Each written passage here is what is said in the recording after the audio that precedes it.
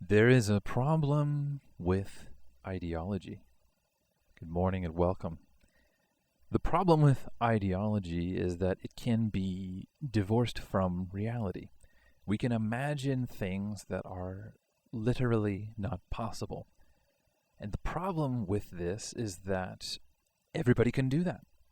A lot of times right now in the news, it's easy to find an example of somebody bringing forth some sort of ideology that they think everybody should be working towards. On to use a simple metric, the political left and right in the United States of America as an example. People on the left and the right each have ideologies that they want supported, and I don't subscribe to any sort of horseshoe junk or that kind of thing, but it's as you get further and further from reality, you will end up with ideology that sounds good, that makes you feel good, thinking about, wow, wouldn't it be great if this were possible? But it starts to ignore truth. For example, both the extreme left and right in the popular settings, as the simplified metric that I'm using constrains, both ignore human nature in some manner or another. Both of them ignore something about how people behave, and so they are delusional, fundamentally. On the left, you have this delusion that if given the right circumstances, people are going to behave in a particular manner. We see this with a movie, for example, Trading Places, where you had somebody who was presented as a degenerate and another person who was presented as upper class, upper crust, and the schemers in the movie figured, if they swapped the places of these two different people and put them in different contexts and settings, then the behavior patterns of these people would also change. And this is done to humorous effect. It's a fun movie, but it's ultimately subversive because the idea is then that, context is going to define everything that's important. That if you just put everybody in the right context, then they're naturally going to do the right thing. Reality doesn't work that way, though. That's not how people operate, and we can look at history to see that. It's all over the place. And I'm going to be lazy and not provide an example. So complain if you want in the comments. On the right, there's an equally damaging delusion about human behavior.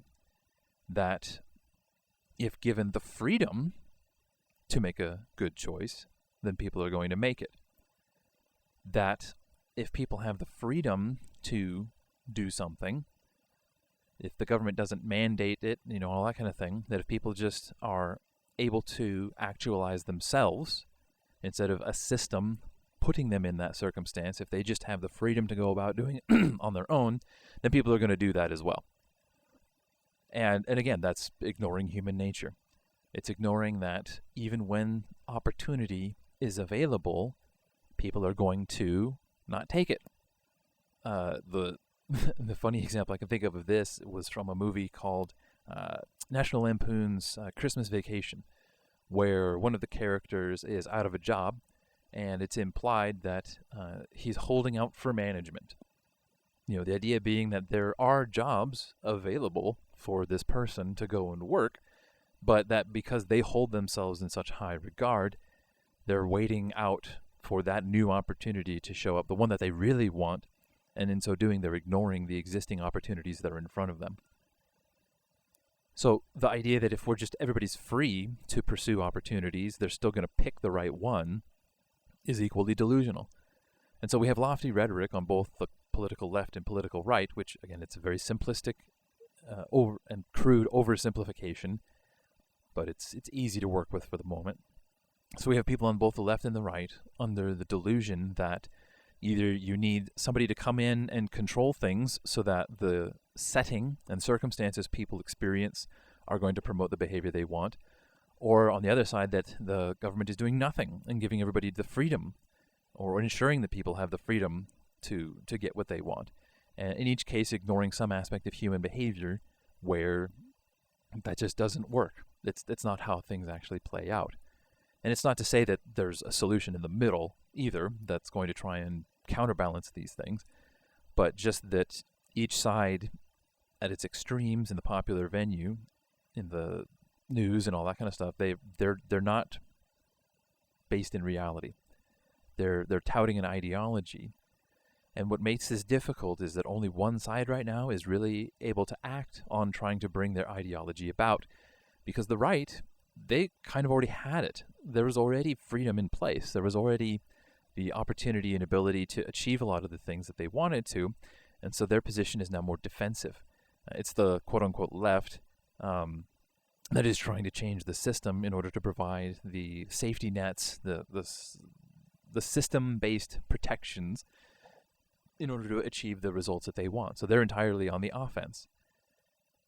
So without something to go on the offense about and only remaining on the defense, and not even strongly so, I mean, I don't know that you can point to a single important quote-unquote conservative issue over the past couple centuries even, where the United States has not drifted away from what its quote-unquote original intent was supposed to be. We see time and again that the original ideas were undermined because of some new thing and some new way to sell the ideology, and the people who were on the defensive never went back on the offense to take back what was lost. It's just a constant move, a constant line of defense, moving. And today, a lot of people complain about, oh, look at these people, aren't they disgusting? They're doing this, that, and the other, oh, the rioters, blah, blah, blah, blah, blah. But here's the thing, though. If the beliefs that you have are not actionable, if there's nothing you can do with those beliefs, regardless of what it is that you're doing, if your beliefs don't promote action, they're irrelevant. They don't matter. And it doesn't matter how good it makes you feel. It doesn't matter how lofty they are or how logic or sound they are from a reason standpoint. If the belief doesn't promote an action or guide an action at least, it's irrelevant. It doesn't matter. And nobody's going to care. Nobody's going to think better of you because of what you believe if what you believe doesn't ever result in an action. And believe it or not, that's actually supported within Christianity, in that the dynamic between faith and works. Works don't save you, but a faith that does not produce works, what is it? What's its value? So we have a problem with ideology. We have a problem with belief. We have a problem with faith that does not lead to action. And we need to change that. We need to understand what actions are appropriate in the circumstance, what actions would actually produce the results that we desire, and then figure out how to do it. Figure out how to get other people to agree, to get on board, to take action themselves. Otherwise, nothing's going to change. The current trends are going to continue, and people will make a lot of money complaining about stuff, setting themselves as opposition. Oh, we're going to try and fight this, donate to our campaign. Nothing's going to change. The ideology doesn't result in action. And what it takes to shape the future is action. As always, take time to read the Bible. Pray every day. Take action with what you believe. Don't just let it exist out there, and don't try and get brownie points, social validation, and all that jazz just because you claim to believe something as well. Act. Pray. Study the Bible. See what God tells us about this stuff and realize that the advice He's giving us doesn't just apply to one context. Thanks for your time. Have a great day. God bless. Bye-bye.